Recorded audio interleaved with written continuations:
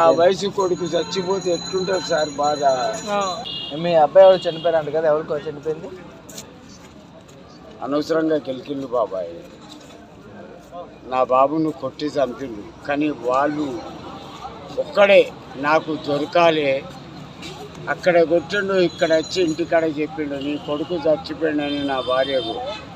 నేను మొన్న నా భార్య లే అంటే లేచిన, ఏందమ్మా అంటే ఆడికట్ట పోంటే వచ్చే వరకు గాంధాస్వామి గడ పడి ఉన్నాడండి. 26 సంవత్సరాల కొడుకండి. వాడిని ఇడవాకాక మీ కాళ్ళ సాక్షిగా నా కొడుకు ఎవడైనా సరే ఈ కుర్చీ వదలది. ఎందుకు చంపారు బాబాయ్? నాకు తెలియదు బాబాయ్. అబ్బాయి ఎవడికి 10 రూపాయలు బాకీ లేడు. గొడవలకి వెళ్తాడు అబ్బాయి? అస్సలు వెళ్ళాడు. సెంట్రింగ్ పని చేస్తాడు.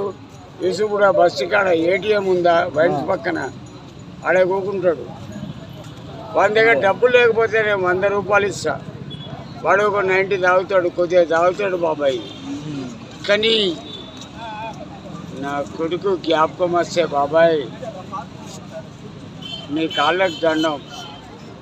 వాడెవడో నాకు దొరకాలి. వానికి దేవుడు ఈ భూమి మీద బ్రహ్మను విష్ణుని ఇద్దరిని చూపిస్తా. చెప్పినాడు ఎవడు? వాడు మళ్ళీ కనబడితే ఒట్టు. చెప్పినోడు కూడా కనపడలేదా?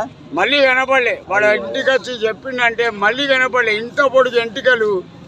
వాడి పేరు ప్రకాష్ అన్నారు. పోలీసు వాళ్ళు ఒక్కటే అన్నారు, వాడు దొరికితే నీకు అప్ప చెప్తా అన్నారు. సనత్ నగర్ పిఎస్లో. కంప్లైంట్ మీరే ఇచ్చారా? కంప్లైంట్ నువ్వే ఇచ్చావు? యా. ఆ వయసు కొడుకు చచ్చిపోతే ఎట్లుంటుంది సార్ బాధ, ఎట్లుంటుంది భరిస్తున్నా. ఎన్నో అబ్బాయి మీకు? ముగ్గురు కాదన్నారు కదా? ముగ్గురు. వాడు చిన్నోడు అండి, ఇంకిద్దరున్నారు. మా నడుపనికి ఆవేశం ఎక్కువ. మరి ఎంక్వైరీ చేస్తున్నారు పోలీసులు? వాళ్ళు లేదండి, పోలీసులు కాదు, ప్రైవేట్ వర్క్ బాబాయ్. కానీ ఒక్కటి బాబాయ్, నా పిల్లలకు నేనంటే ప్రాణం. నా మీద ఈగ వాళ్ళని కూడా చంపేస్తారు. ఈగ.